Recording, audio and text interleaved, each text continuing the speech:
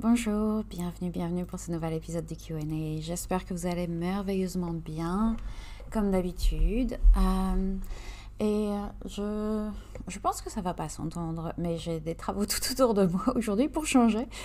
J'ai toujours mon super voisin qui refait toujours son appart et puis devant aussi dans la rue, parce que pourquoi pas. Mais je pense que pour l'instant ça s'entend pas trop, donc espérons que ça continue comme ça. Ok, passons tout de suite aux questions. La première question que j'ai aujourd'hui, c'est pourquoi est-ce qu'à certains moments de la journée et de la semaine, on s'englue dans nos préoccupations et tout nous semble insurmontable, alors qu'il en faut parfois peu pour relativiser? C'est une très bonne question. Je suis pas sûre d'avoir la réponse. Pourquoi est-ce que ça arrive? Je sais pas.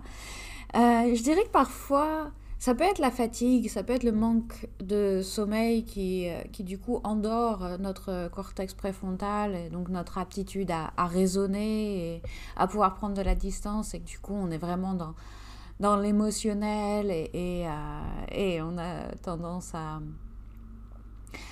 à la catastrophisation, voilà, à être vraiment dans nos émotions et pas vraiment dans le raisonnement.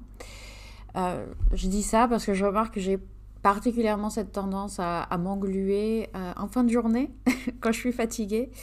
Et c'est pour ça d'ailleurs que je dis souvent qu'il ne faut pas faire confiance à notre vision des choses après 21h, à notre vision de notre vie après 21h, parce que c'est le moment où justement on est fatigué, on est épuisé de la journée, on n'a plus vraiment cette capacité de raisonner, on n'a plus de force au niveau de... on n'arrive plus à prendre suffisamment de distance et on est vraiment dans l'émotionnel. Donc ça peut être ça, si on a un manque de sommeil récurrent.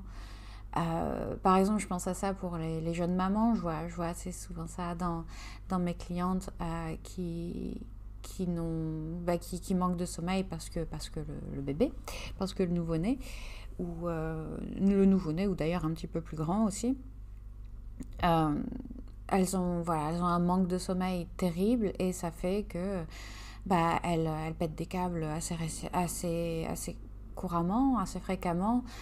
Et c'est difficile, c'est très difficile à gérer le manque de sommeil au niveau physique et aussi au niveau mental, au niveau santé mentale. On a vraiment tendance à s'enrouler dans une spirale négative et à pas nécessairement réussir à s'en sortir. Donc voilà, on peut voir ça aussi. On peut voir au niveau du manque de sommeil, de la fatigue, si on essaye de comprendre pourquoi on a cette tendance-là.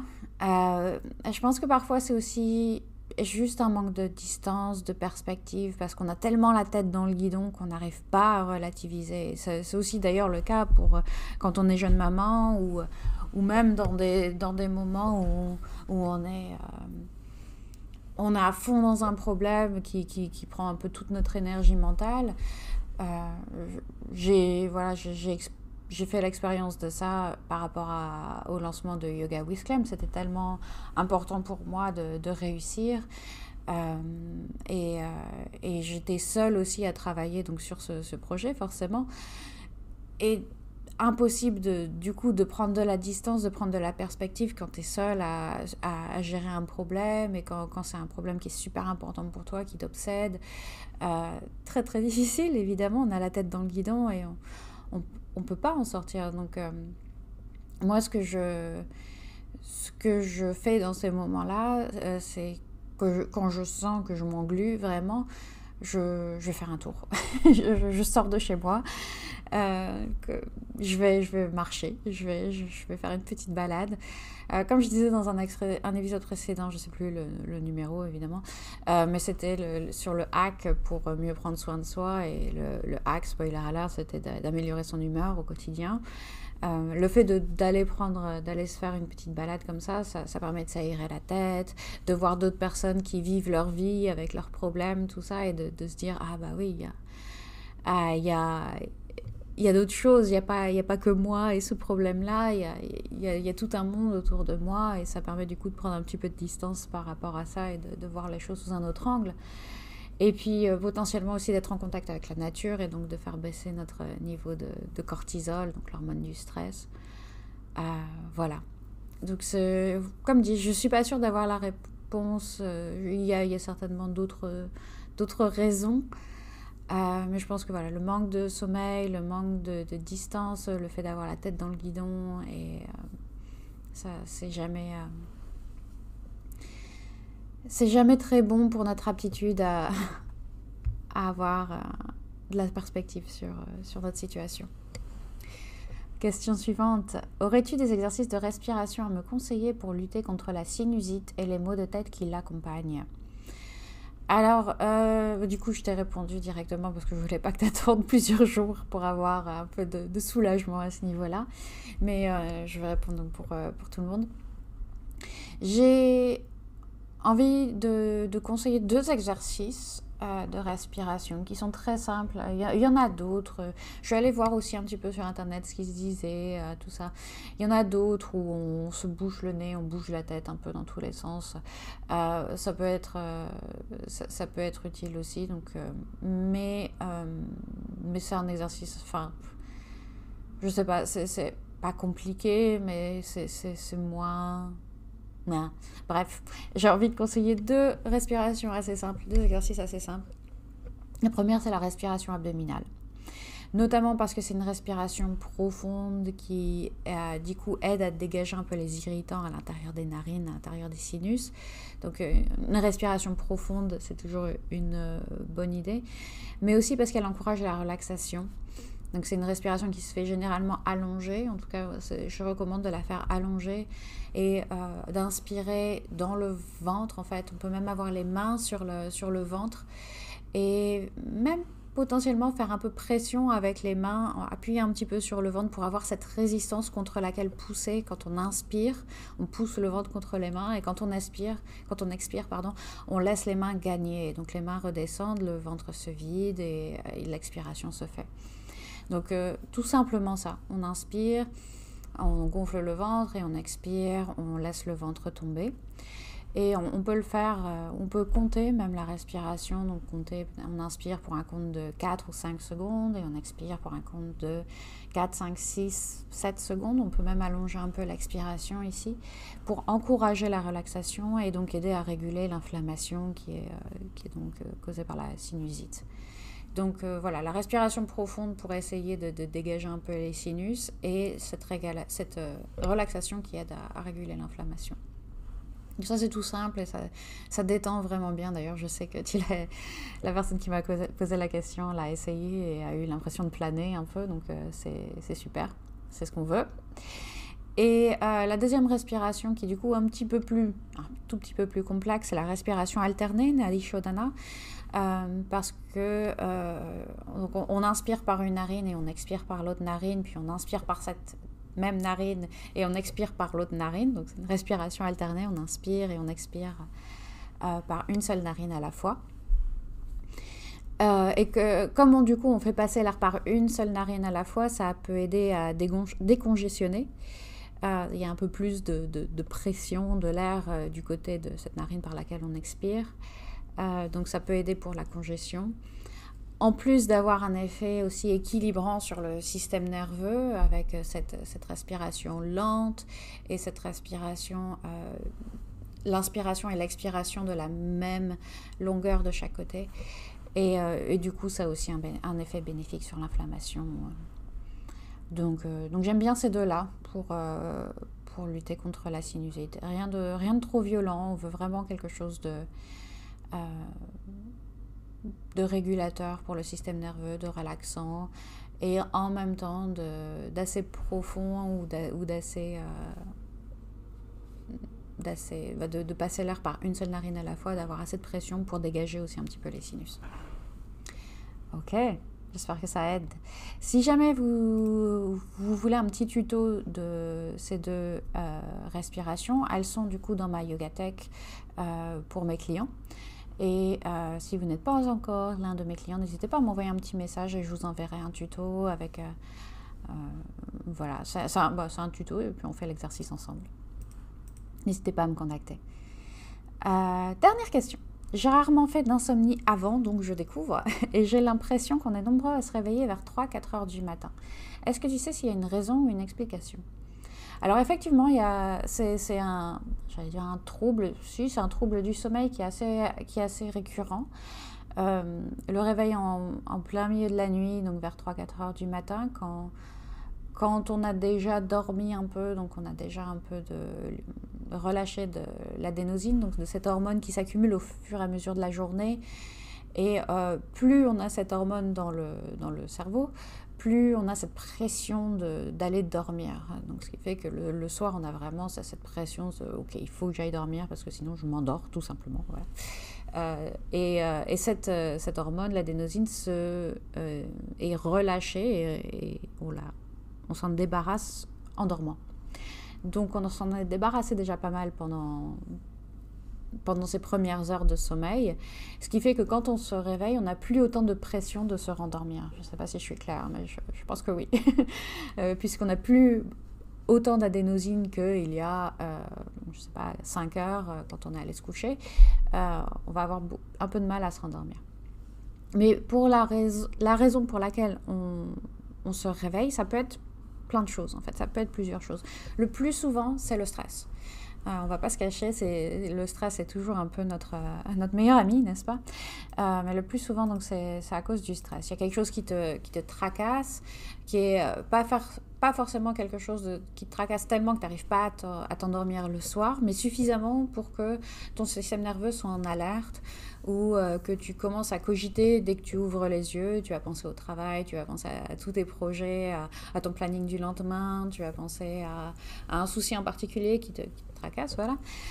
Et là où quelqu'un qui est un peu plus zen se rendormirait plus facilement ou même immédiatement, sans même se rendre compte parfois qu'il s'est réveillé, bah, toi tu commences à cogiter et du coup ça t'empêche, ton système nerveux il se met vraiment encore plus en alerte et ça t'empêche de te rendormir.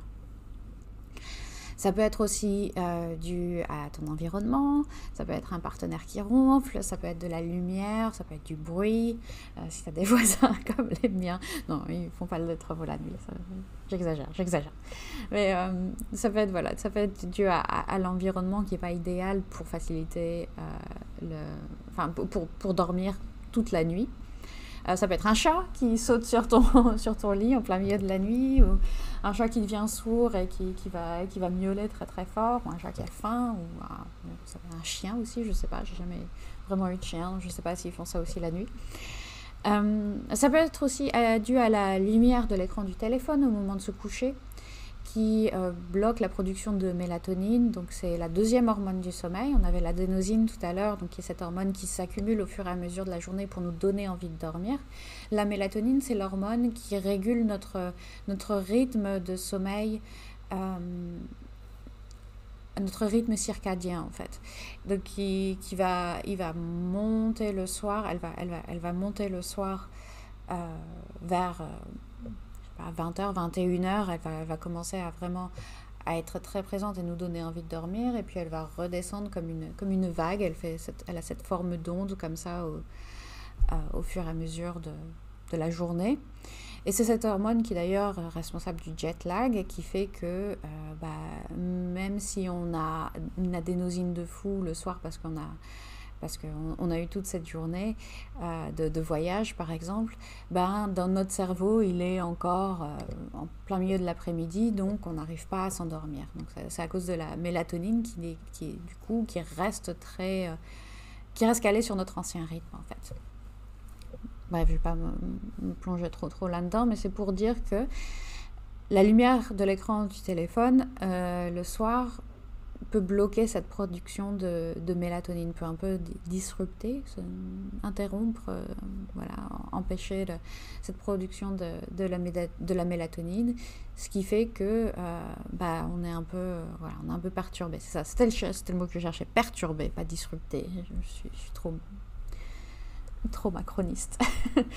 Voilà, donc ça peut être à cause de la lumière de l'écran du téléphone. Ça peut être dû aussi bien sûr à l'alcool. Si on a tendance à boire de l'alcool le soir, on va avoir un sommeil qui est beaucoup plus morcelé, qui est un sommeil de moins bonne qualité, même si on s'endort, parce que l'alcool c'est un sédatif. Même s'il nous aide à nous endormir, le sommeil qui en résulte est de mauvaise qualité. Et la caféine bloque les récepteurs de l'adénosine, dont je parlais tout à l'heure, et ce qui fait que du coup, on n'a pas cette... on a moins d'adénosine dans le corps, ce qui fait que on ne dort pas, ce qui est bien en journée. C'est pour ça que la caféine le matin, pourquoi pas. Mais l'après-midi ou en fin de journée, à partir de l'heure du midi à peu près, c'est une mauvaise idée parce que du coup on va avoir un peu plus de mal à s'endormir et à se rendormir ensuite si on se réveille. Après, ça peut être aussi dû à une maladie mentale ou physique, à une prise de médicaments, à des changements hormonaux. Donc ça peut être quelque chose de très biologique aussi. Si c'est persistant, il faut voir un médecin. Il faut voir un médecin parce qu'on ne sait jamais, c'est peut-être juste des soucis hormonaux ou une maladie mentale, je pense à la dépression ou à l'anxiété qui sont tellement fortes qu'elles perturbent notre sommeil. Ça peut être des médicaments à cause d'une maladie physique qui, pareil, sont des perturbateurs endocriniens ou des perturbateurs du sommeil tout simplement. Donc c'est à voir avec son médecin aussi au niveau des médicaments que vous prenez ou d'une maladie dont vous souffrirez peut-être. Mais voilà, la plupart du temps, c'est le stress, la caféine, l'alcool, la lumière du téléphone, l'environnement. Voilà. Donc dans tous les cas, si tu travailles au milieu de la nuit, ne regarde pas l'heure, ne focus pas sur le nombre d'heures qui te reste à dormir. Si tu sens que tu cogites et que tu n'arrives pas à te rendormir, tu peux te lever, changer de pièce et faire une activité qui est relaxante, ou tu peux lire avec une lumière tamisée, tu peux écouter un peu de musique, tu peux faire du crochet, tu peux faire des petits exercices d'étirement, juste pas d'écran parce que du coup on veut pas cette lumière bleue, on dit en français aussi, je sais pas, la lumière des écrans, mais faire quelque chose de reposant. Et puis si tu veux en connaître davantage d'ailleurs sur le sommeil, si tu veux aussi des pratiques relaxantes, il y a mon mini-guide 7 jours pour un meilleur sommeil. Je ne sais pas pourquoi je dis mini, parce qu'il n'est pas mini du tout, c'est un guide. Mon guide de 7 jours pour un meilleur sommeil. Je vais mettre le lien dans les notes de l'épisode. Et je le recommande fortement pour avoir plein... Oups, quelqu'un qui a fait tomber un truc. Je le recommande fortement pour plein d'idées de pratiques relaxantes pour le soir, pour se calmer le système nerveux. Et puis aussi, j'y mets plein de recommandations pour l'environnement de sommeil, l'alimentation, juste avoir une meilleure hygiène de sommeil en général, plein de petites choses qu'on peut actionner immédiatement et qui font du bien. Donc c'est bien sûr gratuit, le lien pour le télécharger est dans les notes de l'épisode. Et voilà, c'est tout pour moi aujourd'hui. Envoyez-moi vos questions. Merci beaucoup pour ces super questions comme d'hab. J'espère que ça vous a été utile. Passez une merveilleuse journée et à très bientôt. Merci, bye bye.